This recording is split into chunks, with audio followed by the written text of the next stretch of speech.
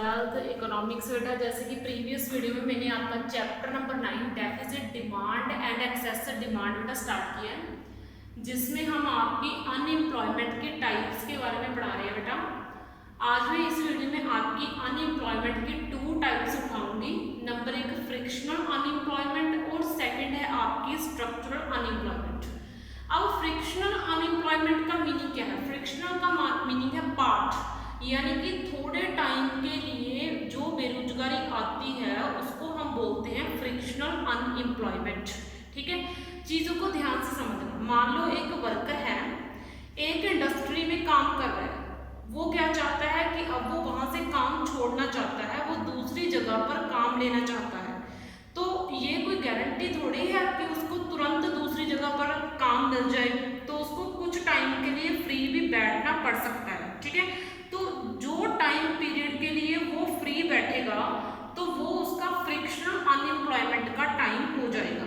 ठीक है, और इसका सबसे मेन रीजन यही होता है कि आप जॉब चेंज कर रहे हो, तो जॉब चेंजिंग के दौरान आपको जो टाइम फ्री बैठना पड़ता है वही फ्रिक्शनल अनएम्प्लॉयमेंट का मेन क्लू होता है। लेकिन इसके और रीजंस भी होते हैं, फ्रिक्शनल अनएम्प्लॉयमेंट और रीजंस की वजह से भी आ सकती है। ठीक है, अब इसको ध्यान से समझना। Frictional unemployment is the unemployment. Frictional unemployment वो अनएम्प्लॉयमेंट है एसोसिएटेड मीन्स जुड़ी होती है with the changing of job की चेंजिंग की समस्या से जुड़ी होती है, उसको हम फ्रिक्शनल अनएम्प्लॉयमेंट बोलते हैं। इन डायनेमिक इकोनॉमी, अब ये डायनेमिक वर्ड क्या है? इकोनॉमी 2 तरह की होती है, वैसे तो 3 तरह की होती है, कैपिटलिस्टिक, मिक्स्ड एंड सोशलिस्टिक, वो तो बात की बात है। लेकिन मैं आपको डायनेमिक और स्टैटिक वर्ड का मीनिंग समझा देती हूँ। डायनेमिक का मीनिंग है हर एक चीज जो कभी इंक्लाइन कभी डिक्लाइन हो, यानी कि जिस कंट्री की ग्रोथ रेट कभी बढ़ती रहे कभी कम होती रहे, यानी कि हमेशा आगे पीछे होती रहे, वर्क करे, उसको बोलते हैं डायनेमिक इकोनॉमी। लेकिन एक इकोनॉमी वो है जो एक लेवल के ऊपर ही खड़ी है, ना तो उसमें कुछ इंक्रीज हो रही है ग्रोथ रेशो, ना तो वो डिक्रीज हो रही है, फिक्स है, तो उसको हम बोलते हैं स्टैटिक इकोनॉमी। लेकिन हमारी इकोनॉमी डायनेमिक इकोनॉमी है, क्योंकि हमारा ग्रोथ रेट कभी ऊपर होता है तो कभी नीचे होता है, तो इसलिए हमने डायनेमिक इकोनॉमी वर्ड यूज किया है। आगे है it arises to a mobility of labours. ये क्या है? मोबिलिटी ऑफ लेबर क्या है? इसका मीनिंग है कि जो लेबर होती है उसका कोई ज्यादा भीड़ भाड़ ना होना है। इसका मीनिंग क्या है? मान लो जो लेबर है एक एरिया में काम कर रही है, तो उस एरिया में लेबर की सप्लाई ज्यादा होगी और डिमांड कम होगी, तो लोग क्या करेंगे? एक जगह पर काम नहीं करेंगे, वो काम लेने के लिए किसी दूसरे एरिया में चले जाएंगे। ठीक है, जहां पे उनको काम मिलेगा, यानी कि अब वो जब दूसरे एरिया में जाएंगे तो ये कोई गारंटी थोड़ी है कि उनको जाते वक्त तुरंत काम मिल जाए, तो वहां पर जाकर भी उनको कुछ टाइम के लिए फ्री बैठना पड़ सकता है, तो वो क्या हो गया? Frictional unemployment. आगे है शॉर्टेज ऑफ रॉ मटेरियल। ठीक है, मान लो आप काम करना चाहते हो किसी इंडस्ट्री में, लेकिन इंडस्ट्री के पास प्रॉपर रॉ मटेरियल नहीं आ रहा, इनपुट नहीं आ रही, इसके कारण वो नए वर्कर्स काम पे नहीं रख रही, लेकिन आपको वही काम आता है जो उस फैक्ट्री ने चलाया हुआ है, तो आपको फ्री बैठना पड़ गया, तो किस में काउंट हो गया? Frictional unemployment. Lack of information, आप lack of information regarding opportunities of employment, आपको यही नहीं पता कि रोजगार आप किन किन जगह पर काम करने के काबिल हो, आप कहाँ पे काम कर सकते हो, कहाँ पे नहीं कर सकते हो, आपको नॉलेज नहीं है चीज़ों के बारे में, तो आपको अपनी नॉलेज की कमी के कारण भी कुछ टाइम के लिए फ्री बैठना पड़ सकता है, तो वो क्या हो गए? आप फ्रिक्शनल अनएम्प्लॉयड हो गए।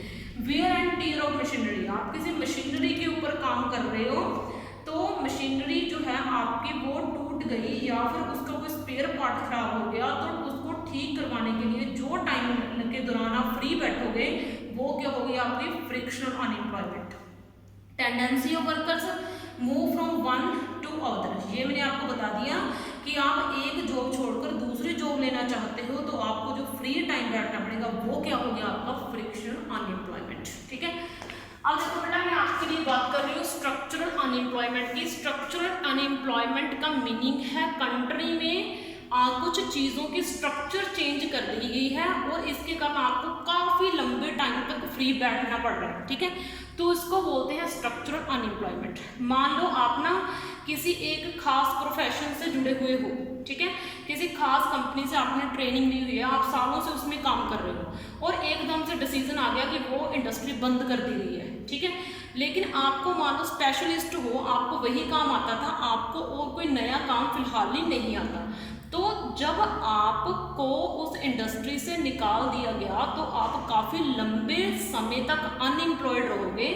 तब तक अनएम्प्लॉयड रहोगे जब तक आप नया काम नहीं सीख लेते, और वही इसमें डिस्कस करा गया है। ये देखो, structural unemployment is the unemployment that results from a long term, यहाँ पे आपने ध्यान रखना है, long term decline of some industries. ये देखो, कुछ इंडस्ट्रीज को बंद कर दिया गया, या तो बहुत लंबे समय तक या फिर हमेशा के लिए। It is associated with the structural change. ये देखो, ये समस्या जुड़ी हुई है हमारी कंट्री के स्ट्रक्चरल चेंज से, कि हमारी कंट्री के स्ट्रक्चर में चेंज हो चुका है कुछ सिचुएशंस की वजह से। कौन सी सिचुएशंस? जैसे when factor of production arises in short supply. मान लो हमारी कंट्री में जो प्रोडक्शन के फैक्टर हैं किसी खास बिजनेस से रिलेटेड वो कम हो गई। इसकी एक एग्जांपल मैं आपको दे देती हूँ। जैसे कोल इंडस्ट्री है, कोला पैदा करने वाली इंडस्ट्री है।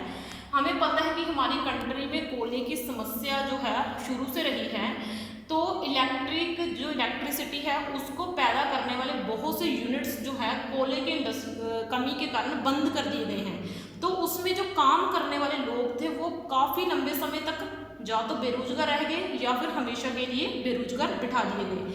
तो ये एक उसकी एग्जाम्पल होगी। या फिर दूसरा, when labour lack expertise for new industry, या फिर नई कंपनी खुली है, वहाँ पे काम करने के लिए लोगों को ट्रेनिंग की ज़रूरत है। जब तक वो ट्रेंड नहीं हो जाते तब तक वो उतने लॉन्ग पीरियड के लिए फ्री बैठे रहेंगे। तो वो स्ट्रक्चर में चेंज हो गया, ठीक है। या फिर हम बोल दें हमारी कंट्री में टेक्निक चेंज हो गई। आपको पता है कि दो तरह की टेक्निक्स होती हैं। एक टेक्निक होती है कि मान लो कोई इंडस्ट्री प्रोडक्शन कर रही है लेबर का यूज़ करके, यानी कि उसको बोलते हैं लेबर इंटेंसिव टेक्निक। या फिर एक इंडस्ट्री बिजनेस कर रही है कैपिटल यानी कि मशीनरी का यूज़ करके, उसको हम बोलते हैं कैपिटल इंटेंसिव टेक्निक। मान लो एक इंडस्ट्री ने क्या करा, एक इंडस्ट्री ने कैपिटल इंटेंसिव टेक्निक को अडॉप्ट कर लिया और जो लेबर इंटेंसिव टेक्निक है उसको छोड़ दिया। तो जो वर्कर्स हैं उनको कैपिटल इंटेंसिव टेक्निक सीखने के लिए काफ़ी लंबा टाइम लग जाएगा और उस लंबे टाइम के दौरान वो फ्री रह जाएंगे, तो वो गिना जाएगा स्ट्रक्चरल अनएम्प्लॉयमेंट में। तो इस वीडियो में इतना ही, बाकी नेक्स्ट में। Thank you ji.